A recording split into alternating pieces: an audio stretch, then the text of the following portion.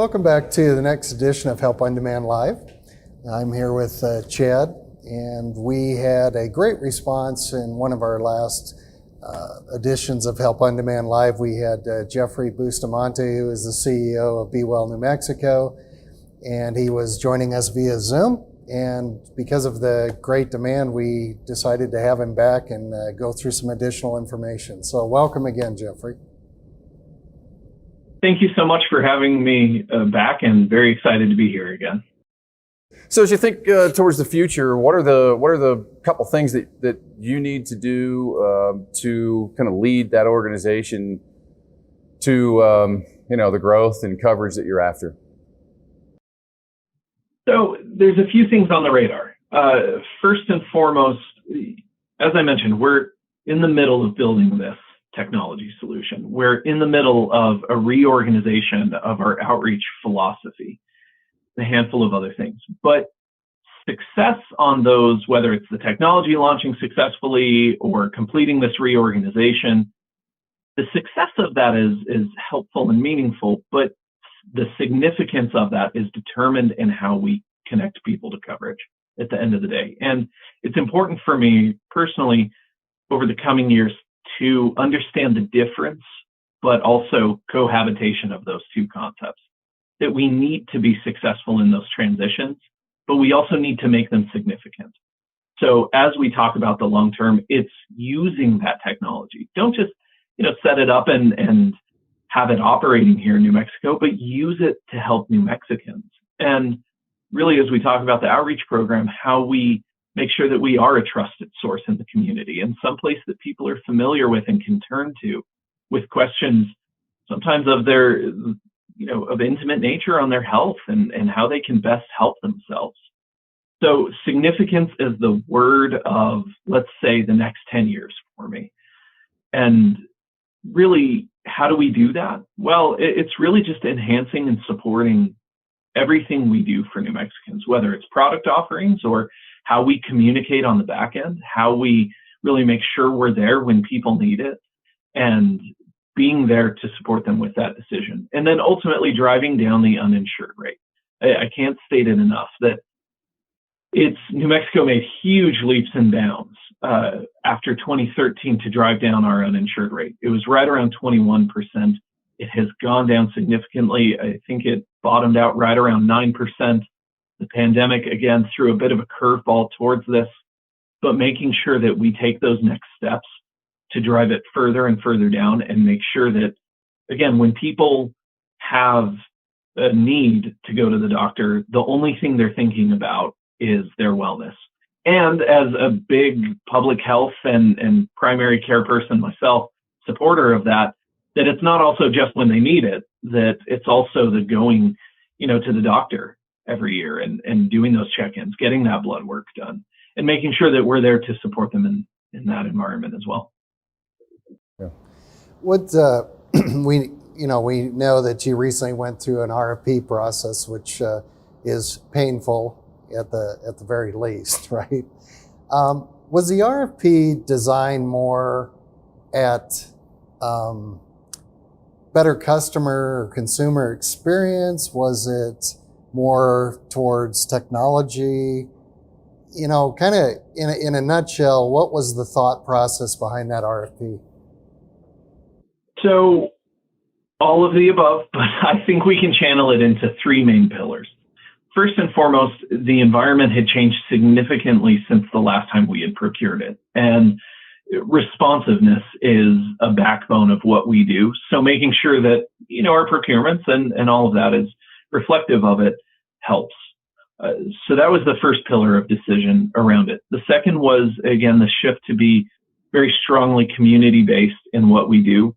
And then third and finally, technology moves so quickly and advances so quickly, which you guys know better than anybody. How do we use tools and how do we procure the tools to ensure that we are most effective in our roles? And so we were excited with this RFP and with, looking forward to have Help on Demand as part of that team and really just what we do from here on.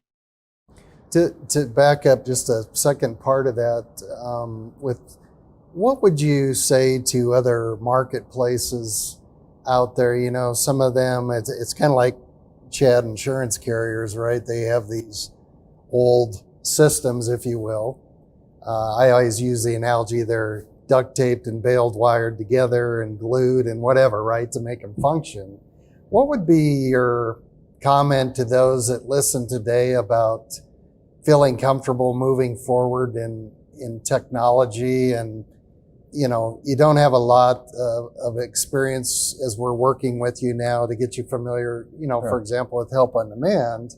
But what would you say to not even just marketplaces, but insurance carriers and other industries from your experience with embracing technology? I think technology is just part of those next steps, that as we look towards to emerging into this new normal, and really whatever an organization's vision and mission and goals are, that once you understand that, you can understand how technology at large can make that go further. And I'll circle back to my example that, you know, we've talked a lot about making sure we're there to help people enroll in coverage who may not have that internet access. And here in New Mexico, there's people who don't have access to electricity or water too in parts of the state. And so what we need to do on our end is envision the technology as reinforcing our side. It doesn't mean that there's an absence of technology. It means we need to work harder to make sure that we've got the tools so that they don't have to. And so it's a huge opportunity to really enable whatever you need it to be, whether it's in urban centers that tend to have more access, and how do you build that coordination across a very concentrated but diverse population, or just getting out there and making sure that you have the communication backbone that when you're going out there and supporting people who don't have that access to really support them. So it's really, I would say technology itself is very fluid, and it can fit whatever glass you need it to, whether it's you know, tall or wide or whatever it is. It kind of fills the space. So my advice to any organization would be determine the space and then start exploring how technology can fill it. Okay. Yeah. You said something in your comments that made me think of this question, and that is, if you're attacking uninsured as a population, or to solve the problem of uninsured, it seems like there's education, right? There's, you know, people need to understand the system and where to access it. The next piece is access itself, right? Do we have enough providers and places to go? You know, there's some technology that can help that, right? And then last is the financial side. Can we make it worth people's time and to understand that equation? So how are you partnering with folks in New Mexico, all those constituents, to create and reduce the uninsured? So our approach has been actually assistance is available. That's been the message of 2021 for us, because we have learned that those are not mutually exclusive, this thought of in-person assistance and financial assistance. We would have New Mexicans say, I would love to get enrolled, but I just don't think I can afford it. Or I jumped on your website and explored my options, and, you know, I only make $35,000 a year, but I can't afford a $500 premium. And every time we heard this, it was kind of ringing in the back of our head that there's something misaligned there. And so our effort has actually been a coordination between those two, that the financial assistance is available in part because of the American Rescue Plan offering more financial assistance to people signing up on the exchange, but also that we do have free local help to help you explore that. And so what we're really trying to do is drive people to that free local help to explore their options, so they have that, you know, certified professional assistance to explore what they qualify for. Because the tagline we've been driving home is 4 out of 5 New Mexicans can get a plan for under $10 a month. And so when we hear, yeah, but that's probably not me, it actually probably is. It's about 80% likely that it's you at a high level. But it's complicated, and just understanding it can be tough. So we're sympathetic to that, and we want to make sure to have that free local help in place to help folks understand. Is your process for enrolling, it's all about the customer experience, right? And making it easy in your world and all marketplaces to make it easy for somebody to get the coverage. What do you have electronic application process so that tell us a little bit about that process for if I'm a consumer, go on the website. Yeah, how does he make it easy? Right? Yeah. So there's a handful of ways. The application itself is not there yet because, it's health insurance. It's always going to be a little bit complicated, of course. But the application itself has come a long way since 2013. And with the launch of our solution, we'll be taking some more steps to make it a bit easier. There are parameters of the questions we have to ask, of course, but it will be a little bit more seamless for folks. But as I've mentioned, the free local help really is the difference maker here to make it a much more cohesive and understandable process. So the experience is, if you go to BeWellNM.com, and we just revamped our website, so we're really excited about it. It's been live about 2 weeks. But if you go there, you'll see the options of how you step through your journey or pick up your journey where you left off, and also engage with that assistance in a way that works for you. We have a toll-free number. We have a virtual appointment system. We have a chat system that has pretty regular hours. We have a lot of different opportunities for people to engage with that assistance without having to worry about a drive even. They can do it from the comfort of their own home. And again, in an environment like this, to get those questions answered.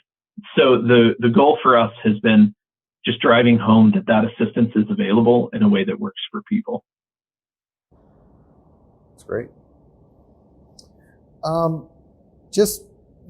There large audience obviously may be listening to this, obviously residents of New Mexico. What would be maybe a time for you, kind of a little advertisement about Be Well New Mexico and maybe the 800 number, how they can get a hold of you, those kind of things. What would you say to them, Jeffrey? I would say you probably qualify for coverage, and something we're proud of and incredibly proud of is our coordination with partners that even if you aren't covered with the exchange or you're not eligible, we're going to help get you covered. There are other entities in the state who we talk to weekly to make sure that people don't have to worry about getting turned away and then just having no idea where to go. We know that's a frustration. I felt it in the past too. And so we've worked really hard to make sure that's the case, that if you reach out to us, we can help you understand your options for health insurance coverage. And if you want to pick it up today, we can get you connected today. We are in an open enrollment period right now. So if you reach out to us, pick a plan, it will be effective July 1st with the exchange as well. That's pretty unique from what we have, normally, which is just in the fall for January 1st. It's effective the start of the next month, and that's ending here in August. So we're in the final stretch of that. But the big difference is again, if you sign up today, you get coverage July 1st. So how can you explore that? We'll go to BeWellNM.com. Make sure to enter that directly, the BeWellNM.com. There are some scam websites out there that we worry about. So we are the only place you can get that assistance. Or call us at 833-862-3935. That's our toll-free number. Or, just reach out in any variety of ways. But those two are the main ones for us. And like I said, assistance is available. It's statewide. And, I've talked a lot today about virtual assistance and some of the new offerings we have. But again, health insurance and health itself is a very intimate decision and a very intimate thing. And so we understand for some folks, the ability to sit down with somebody and just say, here's what I need to get, or help me understand what best fits, sometimes is an in-person conversation.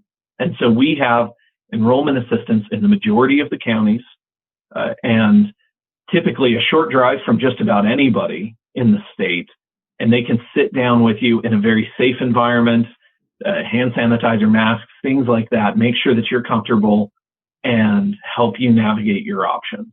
So I'm not saying, that it's only virtual. You can do it in person as well. We just want to make sure that all those options are available to folks. Okay.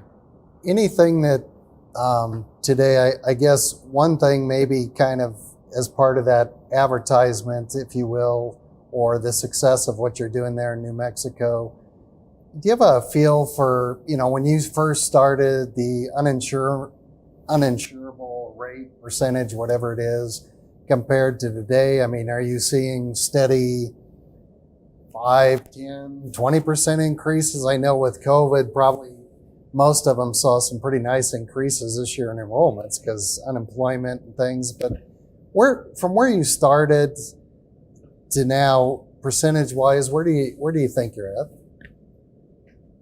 So, percentage-wise, it's a little bit trickier to know. We're doing some work to get an understanding of what that number is.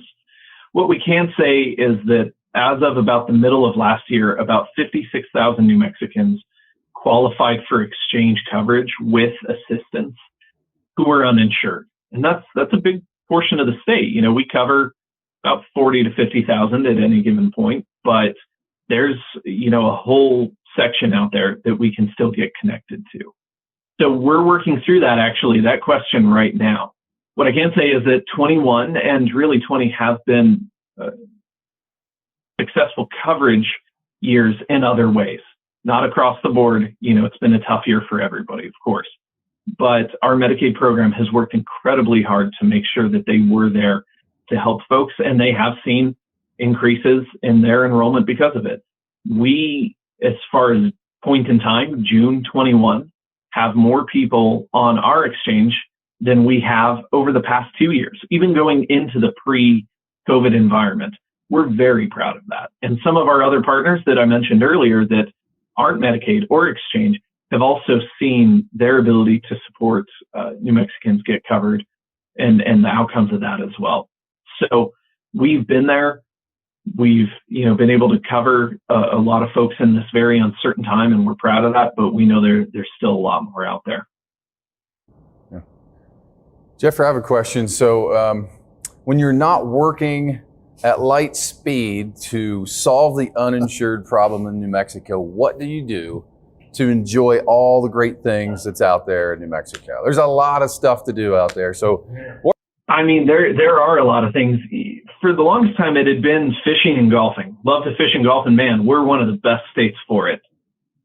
More recently, one of the things that you could still do and make sure to be safe is I love working on cars.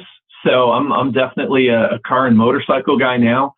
And with the beautiful roads and everything we have, it's so easy here in Albuquerque to be within 15 minutes in some just beautiful section of the state driving or riding. So a little bit of that. So I think, I guess you'd say the backbone of it is just getting to the mountains one way or another, whether it's a hike or fishing or whatever it may be. And man, for anybody watching not in New Mexico, we do have beautiful, beautiful golf courses, and in, better snowy seasons, some pretty great skiing. Now, Colorado, I'm not going to pick a fight with you guys on skiing here. Chile, I will, without a doubt, but not on skiing. That said, we're pretty good here, and we're pretty affordable down here too. Nobody prepared me on my first trip to New Mexico. No one prepared me for the question when you sit down to eat. And I ordered, I think it was breakfast or even lunch, I ordered a sandwich, and the first thing the waitress asked, just matter of fact, it was like, green or red?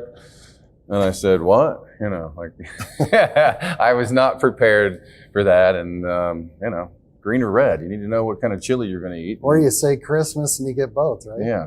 Exactly. That's a good way of doing it. We're very proud of our chili here.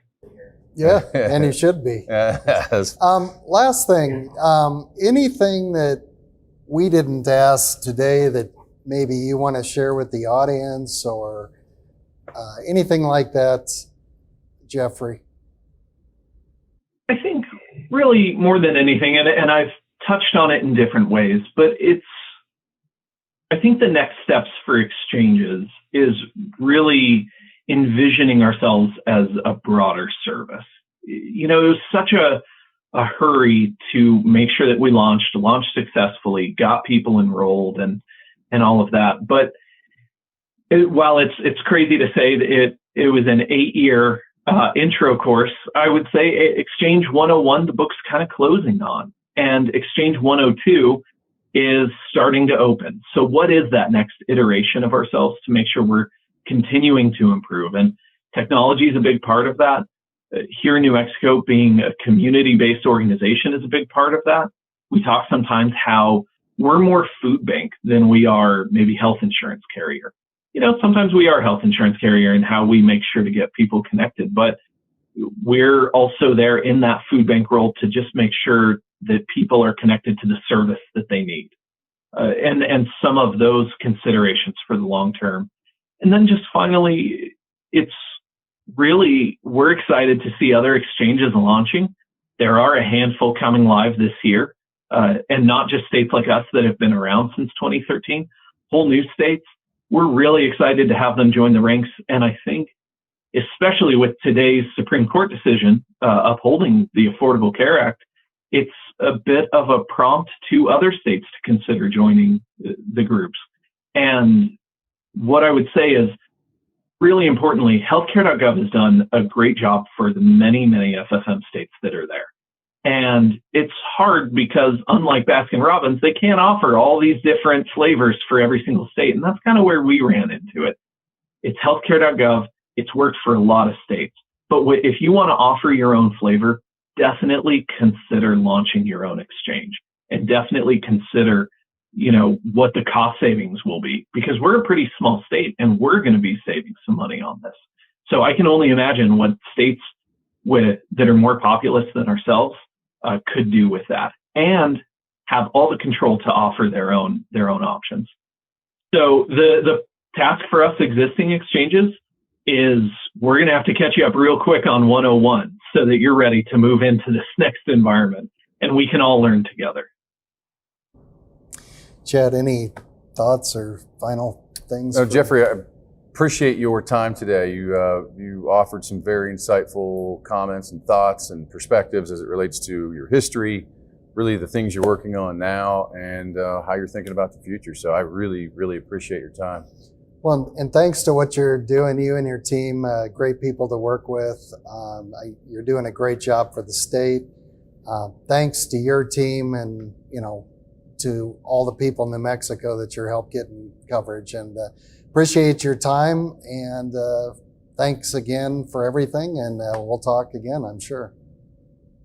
Great, and thank you. And I would be wrong not to say, these achievements are not mine. They're, the staff's ultimately, and I know you work with our team, and we're proud, very proud of the staff we've collected here, and as well as our state partners who have worked tirelessly, especially over the last 2 years.